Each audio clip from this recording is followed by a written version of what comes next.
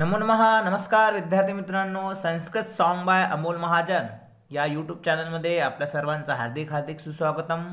विद्यार्थी मित्रांनो, आजच्या या व्हिडिओमध्ये आज आपण 10वी कक्षा आमोदः संपूर्ण संस्कृतम यामध्ये जो प्रथम पाठ आहे त्या प्रथम पाठावर आज आपण चर्चा करणार आहोत. तर चला तर मग विद्यार्थी मित्रांनो, प्रथम पाठावर जाऊया. त्यापूर्वी जर आमच्या चॅनलला लाईक केलं नसेल, सबस्क्राईब केलं नसेल तर बिलकुल लाईक करा, सबस्क्राईब करा आणि आपण बेल आयकॉनला ऑलवर सेट करून नवनवीन व्हिडिओ पाहण्यासाठी तुम्ही आपल्या साईडला सबस्क्राईब करा. तर चला तर मग आपण आपल्या पहिल्या पाठाला सुरुवात करूया. पहिल्या पाठाचं नाव आहे आद्य कृषकः पृथुवैन्यः. तर विद्यार्थी मित्रांनो, आपण सुरू करूया. आद्य म्हणजे पहिला. आद्य म्हणजे काय? पहिला. इथे आपण थोडंसं आद्य कृषकः पृथुवैन्यः. आद्य म्हणजे पहिला, कृषक म्हणजे शेतकरी की पहिला शेतकरी, त्याचं नाव काय आहे? पृथुवैन्यः. तर बघूया आपण पहिला शेतकरी पृथुवैन्यः. पहिलाच पाठ आहे 10वीचा, पहिल्या शेतकरी पृथुवैन्यः. तर चला तर मग आपण बघूया. ऋग्वेदात एषा कथा उद्धृता. ऋग्वेदामधून ही कथा उद्धृत म्हणजे घेतली आहे. वेन भूपते पुत्रः वैन्यः. वेन भूप, वेन नावाचा भूप म्हणजे जो राजा होता, त्यांचा जो पुत्र होता की काय काय नाव होतं त्या पुत्राचं? की वैन्यः. वैन्य, वेन राजा एक राजा होता, त्याचा पुत्र होता, त्याचं नाव आहे वैन्य आणि तोच वैन्य पृथुवैन्यः इति नामना ज्ञातः. आणि त्याच वैन्य पुत्राला आज आपण पृथुवैन्य या नावाने ज्ञातः म्हणजे संबोधित करतो, जाणतो. सह प्रजाहित दक्ष आदर्श सम्राट इति स्मृतः. सह म्हणजे जो पृथुवैन्य आहे राजा, तो प्रजाहित दक्ष राजा होता, प्रजेच्या हितामध्ये दक्ष असणारा राजा होता. असा आदर्श सम्राट, असा आपण आदर्श सम्राट म्हणून आपण आजही त्यांना स्मरण करतो. भारत देशे पृथुना कृषिकार्यं प्रारब्धम. आपल्या या भारत देशामध्ये पृथुराजाने कृषी कार्य प्रारब्धम, शेतीचे कार्य काय केले? प्रारंभ केले, सुरू केले. अजून काय केले? संशोधितम, शेतीच्या कार्याला संशोधित केले आणि विकासम प्रति नीतम च, विकासाप्रतीकडे नेले. सह एव कृषी विद्यायाः जनकः इति मतः. सह म्हणजे तो राजा आहे, तो कृषी विद्येचा काय आहे? एक जनकच आहे, असे सर्वांचे मत आहे. अतः एव सह प्रथमः कृषक, त्यामुळे तो पहिला राजा ठरला, पहिला शेतकरी ठरला. कोण? की पृथुवैन्य राजा. धरित्र्या पृथ्वी इति नामाभिधानं पृथो कार्यस्य स्मारकम इति मन्यते बुधे. धरतीवर पृथ्वी या नावावरून पृथुराजाच्या कार्याचे स्मरण आज भी होते, असे बुद्धिमान जाणण्याचे काय आहे? म्हणणे आहे की हा पृथ्वीराजा, त्याच्या या कामाचं कार्य आजही लोकांच्या मनामध्ये येते, म्हणून पृथुराजाचं जे हे आहे आजही स्मरण केल्या जाते. तर अशाप्रमाणे आपण हा पहिला परिचय थोडासा. आता आपण पाठाला सुरुवात करूया. पाठाला सुरुवात करण्याच्या पहिले आपण सहजतेने वरच्या ज्या लाईनी आपण वाचल्या त्याच्यातली पहिली लाईन अतिशय महत्त्वाची आहे की ऋग्वेदातून आलेली ही पृथुराजाची जी कथा आहे अतीव मनोरंजक आणि बोधप्रददायी आहे. तर चला तर मग पहिल्या लाईनीचा आपण विचार करूया, अर्थ करूया. भूपालः पृथुवैन्यः नाम धरायां प्रथमः अभिषिक्तः सम्राट. तर बघा, भूपालः धरायां पृथुवैन्य नाम धरायां प्रथम अभिषिक्त सम्राट. भूपाल भूमीला पालणारा, भूपालः जमिनीवर प्रेम करणारा. पृथुवैन्य नावाचा धरायाम, धरायाम म्हणजे पृथ्वीवर, भूपाल जमिनीला पाळणारा पृथुवैन्य नावाचा धरायाम म्हणजे पृथ्वीवर प्रथम पहिला, अभिषिक्त म्हणजे अभिषेक झालेला, सम्राट म्हणजे राजा. मग काय झालं? पृथुवैन्य राजा म्हणजे पृथ्वीवरील अभिषेक झालेला पहिला सम्राट. प्रयाग क्षेत्रे पृथुरूपस्य राजधानी असीत. प्रयाग क्षेत्र ही पृथुराजाची काय होती? राजधानी होती. प्रयाग हे तीर्थक्षेत्र आहे, आज आपण त्याला काशी म्हणतो, हे त्या पृथुराजाची राजधानी होती. राज्य अभिषेक समये चारणा पृथुरूपस्य स्तुतिं गातुम उत्सुका. गातुम उत्सुका, गातुम तुमंताव्य आहे बघा यामध्ये. तर राज्य अभिषेकाच्या वेळी, समय म्हणजे वेळी, राज्य अभिषेकाच्या वेळी चारणा, चारणा म्हणजे स्वर्गातील गायक किंवा स्तुतीपाठक, जे स्तुतीपाठक होते ते स्तुतीपाठक पृथ्वीराजाची काय गाण्यामध्ये उत्सुक होते, स्तुती गाण्यासाठी उत्सुक होते. इथे चारणा म्हणजे जे स्तुतीपाठक होते ते राजाची स्तुती गाण्यासाठी उत्सुक होते. मग काय झालं बघा पुढं. तदा पृथु आज्ञापयत, तेव्हा पृथ्वीराजाने काय दिली, आज्ञा दिली. काय आज्ञा दिली बघा, तिष्ठन्तु चारणाः, बस करा सेवक, बस करा. स्तुती गाणाऱ्याला म्हणतात बस करा, चारणांनी थांबवावे, माझी आज्ञा आहे तुम्ही थांबा. की यावत मम सद्गुणा न प्रगटी भवंती, जोपर्यंत माझे सद्गुण प्रगट होणार नाही तावत अहम, तोपर्यंत मी न स्तोतव्य, स्तुतीलायक आहे का की नाही. की जोपर्यंत माझे सद्गुण प्रगट होत नाहीत तोपर्यंत माझी स्तुती केली जाऊ नये. तर मग स्तवनम तू ईश्वर सेव भवेत, स्तवनम मग स्तुती तर खरं पाहिल्या गेल्यास ईश्वर सेव भवेत, ईश्वरांची व्हायला पाहिजे. बघा किती छान राजा आहे, स्वतःची स्तुती करत असतानाही तो म्हणतो माझी स्तुती करू नका, जोपर्यंत मी चांगले काम करणार नाही तोपर्यंत माझी स्तुती करू नका. पुढे बघा, स्तुती तर ईश्वराची करा. स्तुती गायका पृथुनृपस्य एतादृशी निस्पृहतां ज्ञात्वा प्रसन्न अभवन, की स्तुती जे गायक आहेत, स्तुती गायक जे आहेत, स्तुतीपाठक करणारे आहेत, ते पृथुराजाची ही अशा प्रकारची निस्पृहता, बघा निस्पृहता शब्द आहे, अतिशय सुंदर शब्द आहे.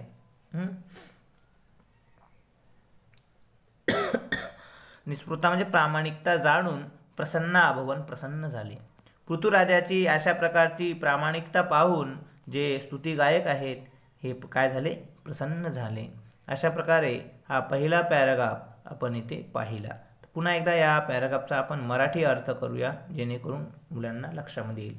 पृथुवैन्य राजा म्हणजे पृथ्वीवरील अभिषेक झालेला पहिला राजा. प्रयाग क्षेत्र ही पृथुराजाची राजधानी होती. राज्याभिषेकाच्या वेळी चारणा पृथुराजाची स्तुती करण्यासाठी उत्सुक होते. तेव्हा पृथुराजांनी आज्ञा केली की थांबा चारणांनो, जोपर्यंत माझे सद्गुण प्रगट होत नाही तोपर्यंत माझी स्तुती करू नका. स्तुती खरं तर ईश्वराची व्हायला पाहिजे. स्तुतीराजाची अशा प्रकारची निस्पृहता जाणून, प्रामाणिकता जाणून स्तुती पाठक झाले, प्रसन्न झाले. अशा प्रकारचा हा पहिला आपण इथे पाहिला. चला तर मग दुसऱ्या पॅराग्राफवर आता आपण चर्चा करूया. एकदा पृथुराज स्वराज्ये भ्रमणम अकरोत, एकदा पृथुराजा आपल्या राज्यात भ्रमण म्हणजे फेरफटका, म्हणजे कधी कधी राजा जायचे आपापल्या नगरामध्ये चक्कर मारायचे, तसं भ्रमण करत असता, भ्रमण समये तेन दृष्टम, भ्रमण करत असता भ्रमणाच्या वेळी त्याने पाहिले की काय पाहिले, यत प्रजा अतीव कृशाः अशक्ताः, आपली जी प्रजा आहे ते अतीव कृशा, फिरता त्याने पाहिले की आपली जी प्रजा आहे ती अत्यंत कृश आहे, कृश आहे आणि कसं आहे, अशक्त आहे, कृश आणि अशक्त आहे. ता प्रजा पशुवत जीवंती, आणि ही जी प्रजा आहे ती कशाप्रमाणे जगत आहे की पशुप्रमाणे जीवन जगत आहे. निकृष्ट अन्नम खादंती, निकृष्ट म्हणजे हीन दर्जाचे अन्न खात आहेत. तद दृष्ट्वा राजा चिंताकुलः जातः, ते पाहून राजा चिंताकुलः झाला, म्हणजे चिंताकुलित झाला, विचारामध्ये मग्न झाला. तदा पुरोहित अवदत, तेव्हा पुरोहित म्हणाले, तेव्हा राजाला पुरोहित काय बोलले की बघा हे राजन, धनधान्यादी सर्वं वस्तु जातम, की हे राजा धनधान्य वगैरे सर्व गोष्टी वस्तुतः वसुंधरायाः उदर एव वर्तते, की हे राजन धनधान्यादी सर्व वस्तू वस्तुतः म्हणजे पाहिल्या गेल्यास किंवा वास्तविक पाहता वसुंधरायाः, वसुंधरा म्हणजे पृथ्वीच्या, उदर म्हणजे पोटामध्ये, वर्तते म्हणजे आहेत, की हे राजा धनधान्य वगैरे सर्व गोष्टी वास्तविक पाहता पृथ्वीच्या कोशामध्ये आहेत, पोटात आहेत. तत्प्राप्तुम यतस्व, ते प्राप्त करण्यासाठी, यतस्व म्हणजे प्रयत्न करा, ते प्राप्त करण्याचा प्रयत्न करा. अशा प्रकारे तो जो पुरोहित आहे तो राजाला उपदेश देतो. पुन्हा आता या छोट्याशा पॅराग्राफचा आपण मराठी अर्थ पाहूया. एकदा पृथ्वीराजा स्वतःच्या राज्यामध्ये फिरण्याच्या वेळी त्याने पाहिले की आपली प्रजा अत्यंत कृश आणि अशक्त आहे. ती प्रजा पशुप्रमाणे जीवन जगत आहे, हीन दर्जाचे अन्न खात आहे. ते पाहून राजा चिंताकुलित झाला. तेव्हा पुरोहित राजाला म्हणाला, हे राजन, धनधान्य सर्व वस्तुत म्हणजे पाहता वसुंधरेच्या पोटात आहे, पृथ्वीच्या पोटामध्ये आहे. ते प्राप्त करण्याचा तुम्ही प्रयत्न करा. चला तर विद्यार्थी मित्रांनो पुढचा घेऊ. तदा पृथुभूपेन तदर्थम धनु सज्जीकृतम. तदा म्हणजे तेव्हा पृथुराजाने तदर्थम त्यासाठी धनुष्य सज्ज केले, धनुष्यबाण सज्ज केला. तदा भूमी स्त्रीरूपम धृत्वा तस्य पुरतः प्रकटिता अवदच्च. तेव्हा भूमी स्त्रीरूप धारण करून, धृत्वा त्वांताव्य, स्त्रीरूप धारण करून त्याच्या पुरतः म्हणजे पुढे, प्रकटिता म्हणजे प्रकट झाली आणि अवदत बोलली. तेव्हा पृथ्वीराजाने धनुष्यबाण सज्ज केला. तेव्हा त्या पृथ्वीराजाच्या पुढे पृथ्वी स्त्रीरूप धारण करून त्यांच्या पुढे उभं राहिली आणि म्हणाली, काय म्हणाली बघा, हे राजेंद्र, तव पिता दुःशासकः वेनराजः. की बघा, हे राजा, तुझे पिता जे वेनराज होते ते कसे होते, दुःशासक होते, त्यांचं शासन दुखी होतं. ते वेनराजः राजधर्मस्य पालनम ना करोत न अकरोत. अशा प्रकारे ते श्रेष्ठ राजा, तुझा पिता वैनराज हा वाईट राजा होता, त्याने राजधर्माचे पालन केले नाही. तदा मया चोर लुंटक भयात धन धान्य पुष्प फलानी मम उदरे निहितानी. की बघा, त्या भीतीने आता मग काय केलं, तेव्हा मी चोर आणि लुंटक म्हणजे लुटेरे यांच्या भीतीने धन धान्य पुष्प फलानी मी पोटामध्ये निहितानी म्हणजे घेतले, हे का नाही, मी माझ्या पोटामध्ये समावून घेतले आहे, हे का नाही, पोटात ठेवले आहे. परंतु बघा, त्वम तू प्रजाहित दक्ष रूपः, परंतु तू तर प्रजेच्या हिताबाबत दक्ष असलेला काय आहेत, राजा आहेस. यदि त्वम प्रयत्नेन कृषिकार्यम करोशी, जर तू प्रयत्नाने शेतीचे कार्य करशील, तरीही अहम प्रसन्ना भविष्यामी, तर मी तुझ्यावर काय होईल, प्रसन्न होईल. असं ती देवी राजाला म्हणत आहे. बाजूला चित्र आहे, देवी आहे आणि राजाला म्हणत आहे. मग काय करतोय, अतः धनु त्यज, त्यामुळे आता धनुष्य त्यज म्हणजे त्याग, सोडून दे. खनित्राणी हलान कुदलकान लवित्राणी च हस्ते गृहीत्वा प्रजाजने सह कृषिकार्यम कुरु. खनित्राणी म्हणजे खण्याची हत्यारे, दुसरा हलान म्हणजे नांगर, कुदळकान म्हणजे कुदळ, लवित्राणी म्हणजे विळे, हस्ते गृहीत्वा हातामध्ये घेऊन प्रजाजनासोबत शेतीचे कार्य कर, असा उपदेश देवी हा राजाला देत आहे. हा पॅराग्राफ पुन्हा एकदा आपण छोटासा मराठीमधून याचा अर्थ बघूया. तेव्हा पृथ्वीराजाने त्यासाठी धनुष्यबाण सज्ज केला. तेव्हा पृथ्वी स्त्रीरूप धारण करून राजाच्या पुढे प्रगट झाली आणि म्हणाली, हे राजा, तुझे वडील दुःशासक हो, तुझे पिता वेनराज हा वाईट राजा होता, त्याने राजधर्माचे पालन केले नाही. तेव्हा चोर आणि लुटारू यांच्या भीतीने मी धनधान्य पुष्पफळ मी माझ्या पोटात ठेवली. परंतु तू प्रजेच्या हिताबाबत दक्ष असलेला राजा आहे. जर तू प्रयत्नाने शेतीचे कार्य करशील तर मी नक्की तुझ्यासाठी प्रसन्न होईल. म्हणून तू धनुष्यबाण त्याग आणि हातामध्ये खण्याची हत्यारे, नांगर असो, कुदळ असो, विळा असो, हा हातात घेऊन प्रजाजनासोबत शेतीचे कार्य कर. अशा प्रमाणे हा इथे आपण पॅराग्राफ पाहिला. पुन्हा आपण पुढच्या पॅराग्राफसाठी सज्ज होऊया. बघा पुढचा पॅराग्राफ.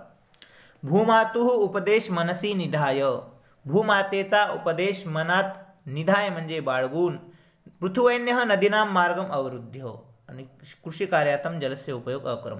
पृथ्वीराजांनी नदीचा मार्ग अवरुद्ध म्हणजे अडवला आणि शेतीच्या कार्यासाठी पाण्याचा उपयोग केला. की सर्वप्रथम नदीचे पाणी अडवले आणि आपल्या शेतीच्या कार्यासाठी पाण्याचा उपयोग केला.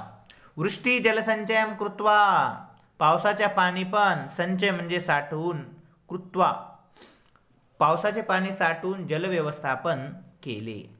भूमीम उर्वरताम कर्तुम प्रायतत, भूमीला अत्यंत सुपीक करण्याचा काय केला त्याने प्रयत्न केला.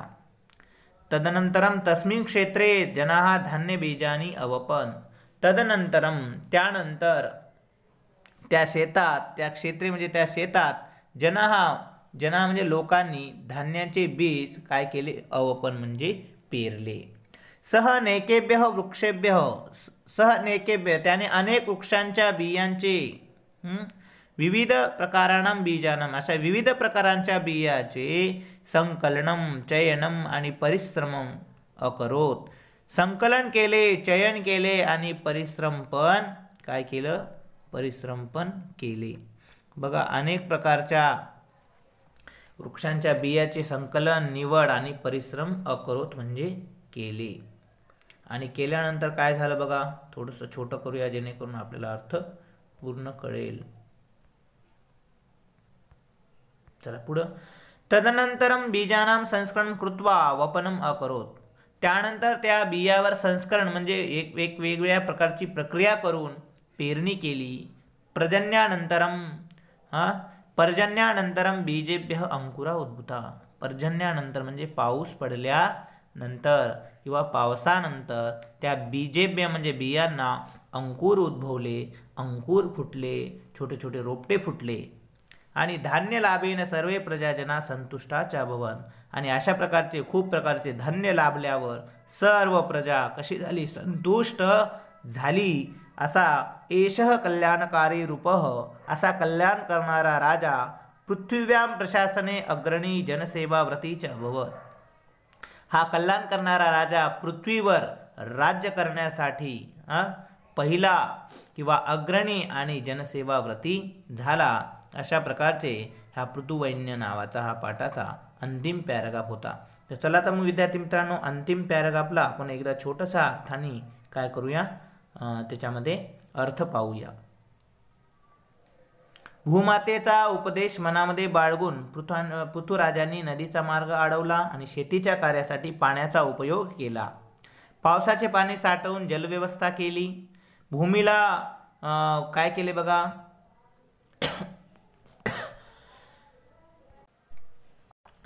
भूमीला अत्यंत सुपीक करण्याचा प्रयत्न केला. त्यानंतर त्या शेतात लोकांनी धान्याचे बी पेरले. त्याने अनेक वृक्षाच्या बियाचे संकलन, निवड आणि परिश्रमण केले. नंतर बियावर एक प्रक्रिया करून पेरणी केली. पावसानंतर बियांना अंकुर फुटले आणि धान्य लाभल्याने सर्व प्रजाजन कसे झाले, संतुष्ट झाले. असा कल्याण करणारा राजा या पृथ्वीवर अग्रणी आणि जनसेवाव्रती ठरला. अशा प्रकारे या पृथ्वीवन्य राजाने अत्यंत सुंदर काम केलेले आहेत. काय काय काम केलेले छोटीशी लिस्ट पण खाली दिलेली आहे. पृथ्वीवन्यांनी आदर्श केलेले जे कार्य आहेत ते कार्याची आपण काय पृथ्वीवन्यांनी सेवा केली लोकांसाठी. सर्वात पहिले संरक्षण व्यवस्था केली नगरासाठी. त्यानंतर पाण्याची व्यवस्था आपण बघितलीच. कृषी संशोधन पाठामध्ये बघितलंच. आरोग्य सेवा मात्र केली, लोकांच्या आरोग्याची सेवा कशी करणे त्यासाठी. त्यानंतर पशुसाठी तृणरक्षणाने पशुसाठी रक्षण केले की काय, तृण म्हणजे गवताचे क्षेत्र, शेती केली. दुग्ध आदींना व्यवस्था, लोकांना दूध आदींची म्हणजे गाई पाळा अशी हे केलेली आहे. नगर व्यवस्था, अत्यंत सुंदर नगराची व्यवस्था केली. आणि सर्वात सुंदर व्यवस्था म्हणजे आपली शिक्षण व्यवस्था. राजांनी छोट्या छोट्या मुलांना शिक्षण मिळावं यासाठी शिक्षणाची व्यवस्थाही या राजाने केली. असा हा पृथुवैन्य नावाचा राजा धर्तीवर पहिला राजा होऊन गेला. म्हणून म्हणतात की इडापिडा टळो बळीचे राज्य येऊ. नक्कीच हा राजाने असे कार्य केले म्हणून या राजांना बळीचं राज्य येऊ असं म्हणल्या जाते. तर विद्यार्थी मित्रांनो, पुन्हा एकदा आमच्या चॅनलला सबस्क्राईब केलं नसेल तर संस्कृत सॉन्ग बाय अमोल महाजन या चॅनलला सबस्क्राईब करा, लाईक करा आणि कमेंट करा. तोपर्यंत पुढच्या व्हिडिओसाठी इजाजत द्या आम्हाला. तोपर्यंत पुनर्मिलामः. धन्यवाद हो.